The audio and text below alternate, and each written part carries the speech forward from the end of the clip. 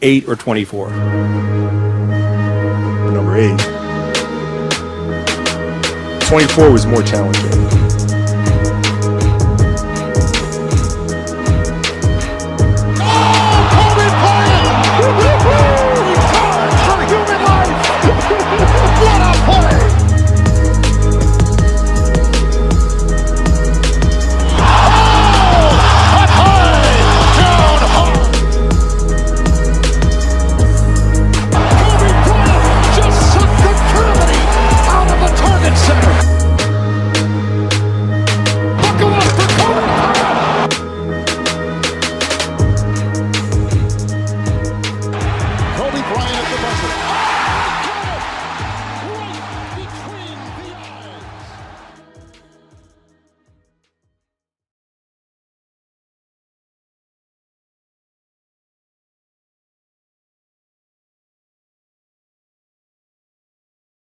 It's Monday, so that means 3 things. 1, I'm not your MCM.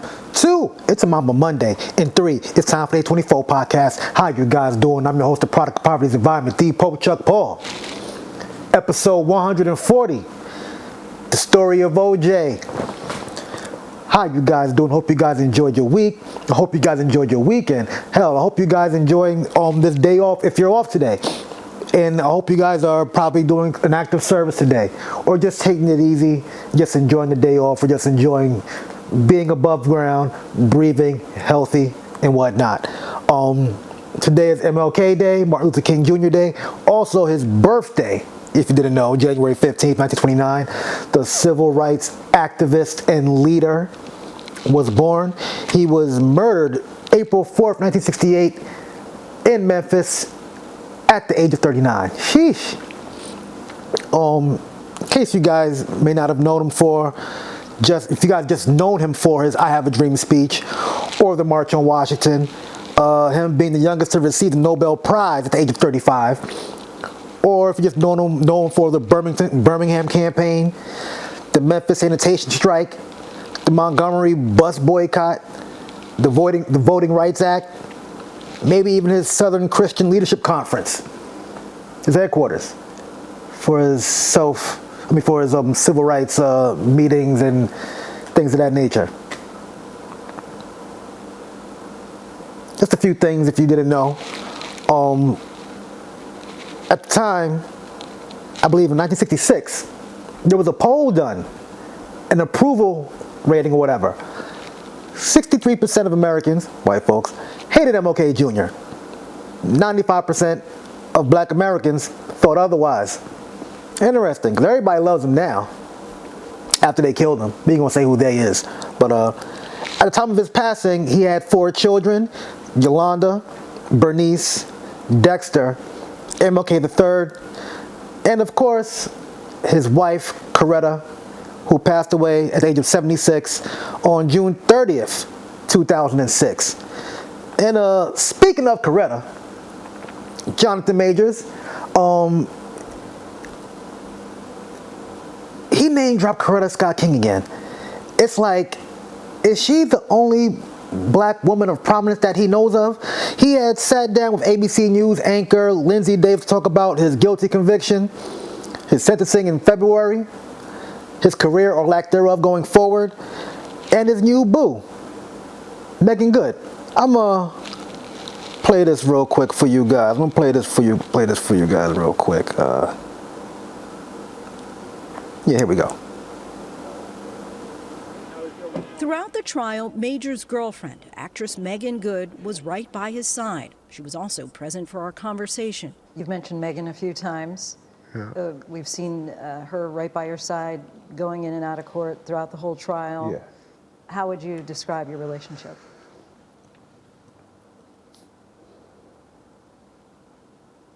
It's a miracle. She's an angel. She's held me down like, don't say your doctors like a Coretta, you know? I'm so blessed to have her, you know? The relationship is still fresh, but, you know, I think I found her. Man, I was just saying, like, don't say it, don't say it, don't say it. And he says it again, Coretta. See, everybody wanted Coretta. I'm glad I got me a Rose. I got me a Rosa Parks. My lady know how to sit her ass down. She don't be out in them streets. But all jokes aside, come on, dog. You done asked a white woman first to be Coretta. Now Megan Good? Hey, man. I just hope everyone learned their lesson from the prior situation. Keep your hands to yourself. And we all will be out of the news in the courtrooms, okay? Yeah. I'm still upset. We ain't got no Kang, but whatever. Moving right along. Stephen A. Smith or Jason Whitlock. Ooh. Oh, yeah. Now, I don't think Jay-Z's The Story of OJ really defines OJ, but it could define Jason Whitlock. So I'm going to take it back some years. After Bill Simmons left ESPN and took Grantland with him, ESPN wanted a black version. That was undisputed, if you guys remember. And they wanted Jason Whitlock to run it. So, long story short, short story long, a lot of black journalists didn't fuck with him because all he did was talk shit about his other fellow columnists, whether white, black, but a lot of the black guys and girls, women, they didn't fuck with him. And he also wanted Jamel Hill and Stephen A. to write columns and stories for The Undisputed. And they refused to work with him also because of things that he said about them prior. But the beef, before I even get to the beef, that shit was shut down. Well, he was fired 9 months later because it took him that long to write an article for that website, and no one wanted to work with him. So recently, Jason Whitlock said he went out and he purchased Stephen A. Smith's memoir, Straight Shooter, New York Times bestseller, also available in paperback right now. And he wrote a column saying that things in his book wasn't true, that it was fake, this, that, and the fourth. But he never posted anything, any hard facts or whatever. Stephen A. didn't like this because he said for about 9 to 10 years, he's been talking shit about him, and he was tired of it. So, early this week on this podcast, the Stephen A. Smith Show, Stephen A. called him out. Man, oh man, oh man. He called him a fat bastard, a no-good bastard, a piece of shit, a piece of garbage. He even said, I hate this bastard. He compared him to Cain, like Cain and Abel in the Bible, and also called him the devil. Sheesh.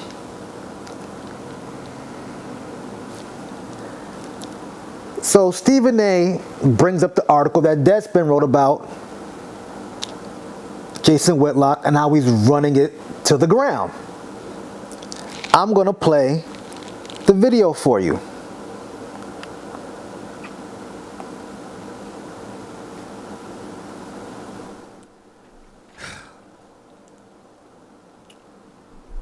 This article is an article written on Deadspin.com. The title, How Jason Whitlock is Poisoning ESPN's Black Grant Land. Because remember, Bill Simmons, who's now at Spotify doing a great job, obviously had Grantland at ESPN, and upon his departure, Jason Whitlock was supposed to take up the mantle and create a black website for folks. This article was written by a Greg Howard, published on April 27th, 2015. The same Jason Whitlock that said he's seen my writing, the same Jason Whitlock that implied that I couldn't write, the same Jason Whitlock that said that I'm lying. What does this man do? Why would I call up this article? There's a plethora of reasons why I would do so, ladies and gentlemen. One of the reasons would be because it's as in-depth as it gets about how scurrilous, how trifling, how despicable this man is. But there's also another reason that I'd pick up this article. Let me read the graph to you that it says. Keep in mind, Stephen A. can't write. This staff, the one Whitlock was praising by way of warnings that if the writers and editors wouldn't align with his vision, he would get rid of them, was not the one Whitlock wanted. The Undefeated, because that was the name of the title before it ultimately became And Scape. The Undefeated was originally meant to attract the best and brightest young black talent in the country, with Whitlock's aim set so high that he at one point seriously tried to recruit the Atlantic's Ta-Nehisi Coates, the sharpest cultural commentator in the business today. As things worked out, though, those young writers comprehensively refused to work with him. So did big-name ESPNers like Howard Bryant, Jemele Hill, and Stephen A. Smith. So could it be he's still salty about Stephen A. and Jemele not wanting to work with him? I mean, that could be a possibility. I mean, how can you go at people, but you was kissing their ass to get it for them like to work with you? Let me continue. He also said that Whitlock sent him a lengthy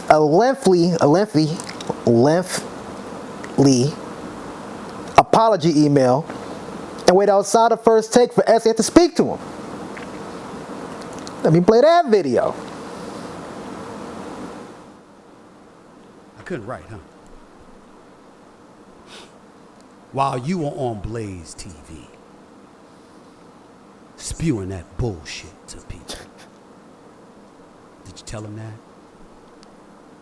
Did you tell them how you stood outside the first take begging me to talk to you?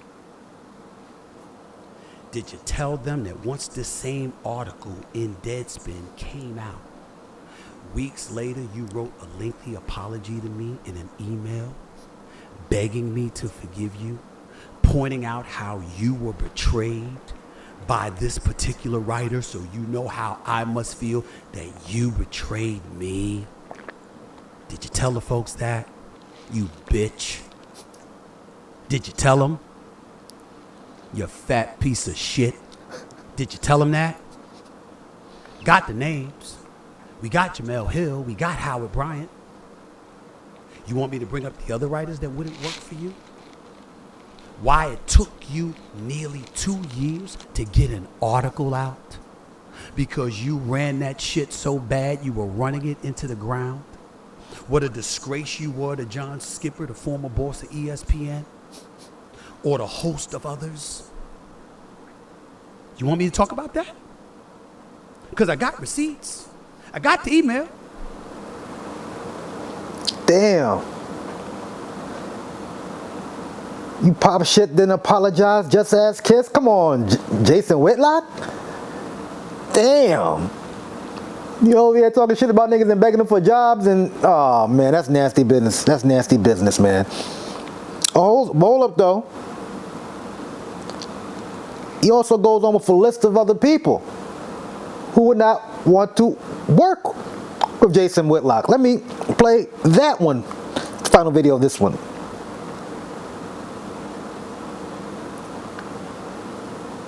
Ask ESPN. Ask Fox. Ask the Kansas City Star. Ask them all. Jemele Hill.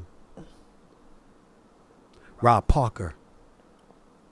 Chris Broussard. Skip Bayless. Yours truly.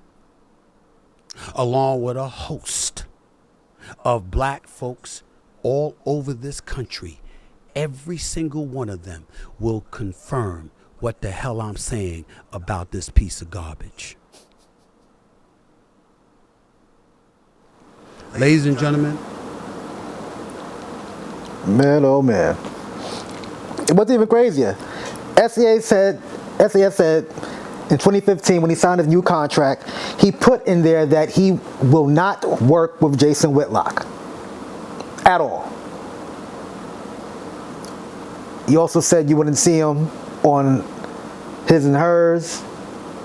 You wouldn't even see him on Skip Bayless's show on Fox because they put in their contracts they don't want to work with him. Madness. Yeah, man. So Stephen A. got his receipts. Jason Whitlock doesn't. We'll see where this goes. Because at the end of the day, Jason Whitlock is the one who really needs the attention. That's what he does. He goes at a lot of people. I follow him too on Twitter to see who he's talking about. You know, I like to cross-reference folks when I look at Stephen A.'s tweets. I mean, look at Jason Whitlock's tweets and all these other folks and whatnot. Because I don't just try to be one-sided with it. You know what I'm saying? Jason Whitlock was on Megyn Kelly's show pretty much saying that he found these untruths in Stephen A.'s book, but he didn't post any receipts. We shall see what comes of this. And you know, if we're talking about Stephen A., what else is synonymous with Stephen A. Smith? The Dallas Cowboys. Yes, they lost in the wild card game last night, 48-32 to the Green Bay Packers. Man, the Cowboys finished 11-5, 2 seasons in a row, undefeated at home, 2 seasons in a row, lost in the wild card game, 2 seasons in a row. And what's crazier is, last year was all about Dak's interceptions. This year, not so much. But they just still couldn't get it done. I think Jordan Love has arrived. And I'm happy for him because he was getting all the shit because of Aaron Rodgers when he was drafted. You know, and he really did his thing. Should they keep Prescott? I mean, is he just a regular season quarterback? Because he's not getting it done in the playoffs, obviously. The Cowboys move on from Mike McCarthy because a bunch of coaches just got fired this week. You feel me?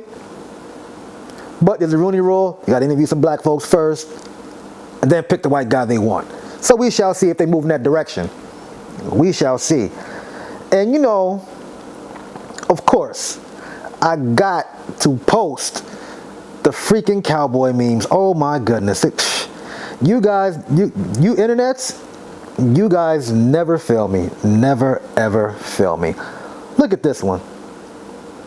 Throwing Dak in the trash. Oh man. Barstool Sports, you ain't shit for this. Ass. Oh man. I feel the pressure under more scrutiny, and what I do, act more stupidly. Jesus, man, come on. Oh, the Dallas Cowboys cycle.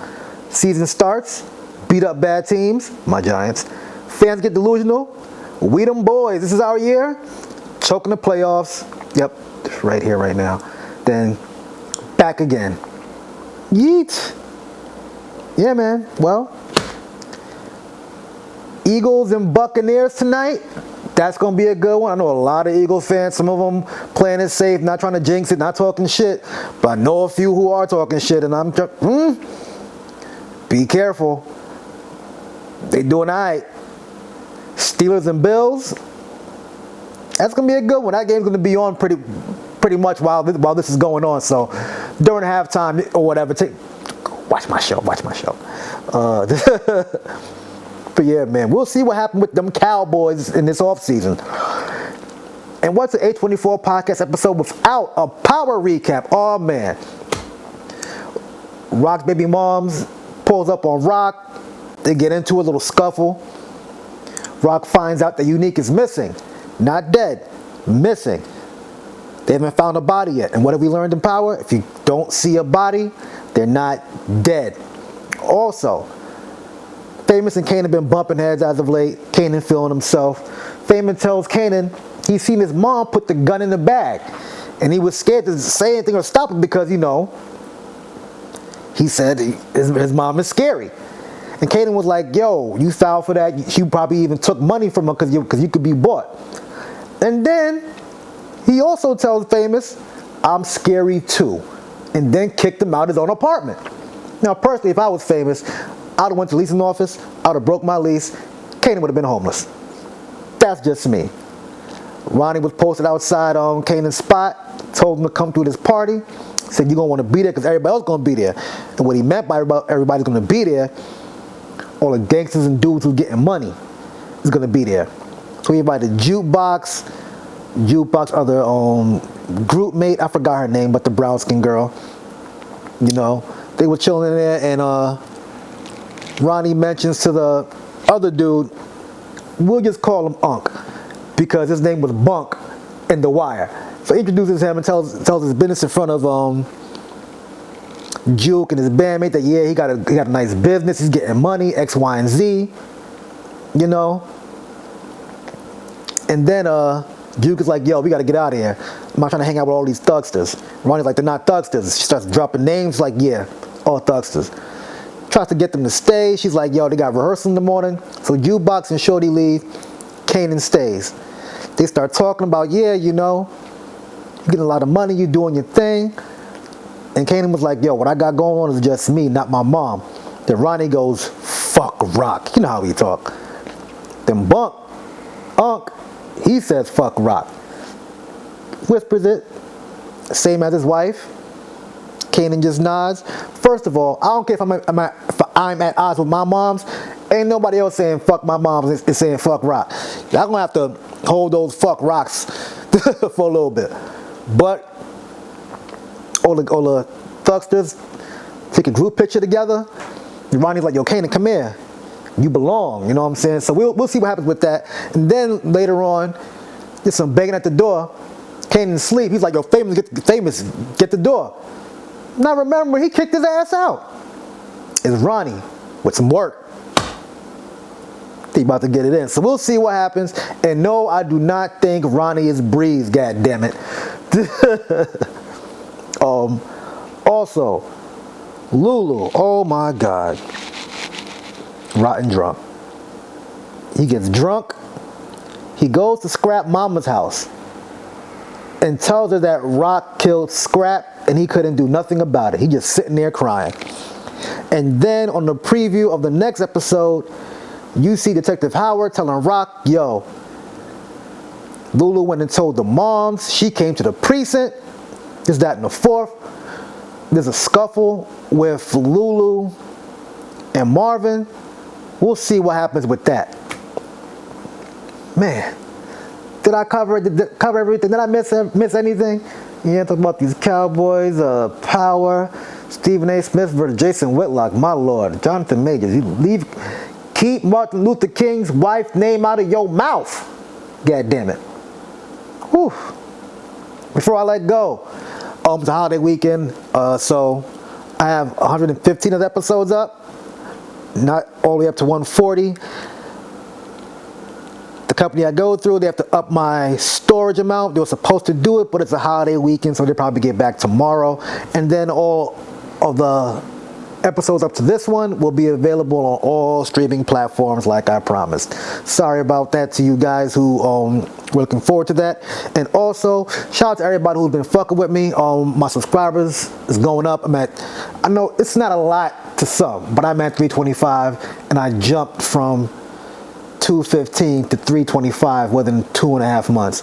And I guess it's because I'm giving you guys good content. The shorts is doing this goddamn thing.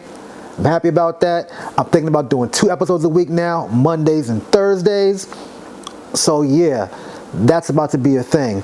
I'm missing the good mood right now. See the beer, the salt and pepper. The salt and the pepper is peppering right now. Also, I'm going to be working on a toy review show. I told you guys that. I figured out a name for it.